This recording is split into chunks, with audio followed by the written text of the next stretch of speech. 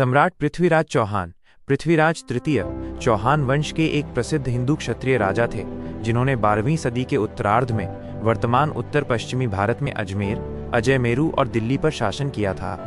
उनका जन्म 1166 ईस्वी के आसपास अजमेर के राजा सोमेश्वर चौहान और रानी कर्पूरी देवी, दिल्ली के शासक अनंगपाल द्वितीय की बेटी के घर हुआ था। उन्होंने लगभग 1177 ईस्वी में अपने पिता की मृत्यु के बाद कम उम्र में ही अजमेर का सिंहासन संभाला और बाद में दिल्ली पर भी शासन किया। उन्हें राय पिथौरा के नाम से भी जाना जाता था। वो बचपन से ही साहसी, कुशाग्र बुद्धि और युद्ध कौशल में निपुण थे। कहा जाता है कि वो शब्द भेदी बाण चलाना जानते थे, आवाज सुनकर निशाना लगाना, और उन्होंने बिना हथियार के एक शेर को भी मार डाला था। उन्होंने अपने साम्राज्य का विस्तार किया और गुजरात के चालुक्य राजाओं के साथ भी संघर्ष किया। उन्होंने नागार्जुन के विद्रोह को दबाया और बुंदेलखंड के चंदेल शासक परमार्दी देव को भी हराया। उनका सबसे महत्वपूर्ण संघर्ष अफगानिस्तान के गुरिद शासक मोहम्मद गोरी के साथ हुआ।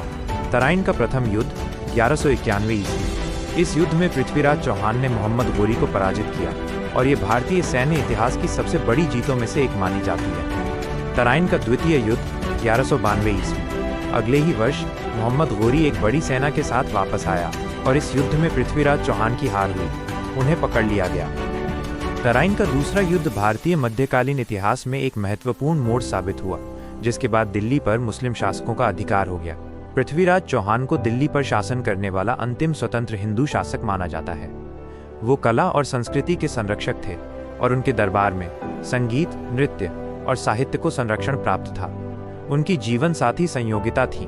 उनके बारे में जानकारी का मुख्य स्रोत पृथ्वीराज रासो है। पृथ्वीराज चौहान एक असाधारण योद्धा थे। उन्हें एक ऐसी दुर्लभ कला में महारत हासिल थी जिसे शब्द भेदी बाण कहा जाता है। इसका मतलब था कि वो सिर्फ आवाज सुनकर बिना देखे सटीक निशाना लगा सकते थे। ये कला उनकी तीव्र एकाग्रता और असाधारण बुद्धिमत्ता का प्रमाण थी। जब विदेशी आक्रमणकारी मोहम्मद गौरी ने भारत पर हमला किया तो पृथ्वीराज ने अपनी कुशल सेना और अद्वितीय युद्ध नीति के दम पर उसे एक बार नहीं बल्कि कई बार युद्ध में पराजित किया और हर बार क्षमा करके जाने लिया।